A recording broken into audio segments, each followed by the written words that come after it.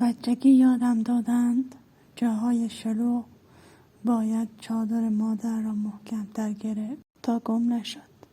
حضرت مادر، این روزها که بازار دنیا شلوغ‌تر از همیشه شده باید چادرتان را محکم‌تر از همیشه بگیرم.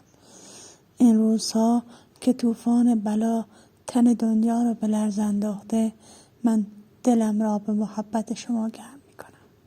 می‌دانم هر کس عاشق شماست، زیر سایه چادر محبت شما در امان خداست.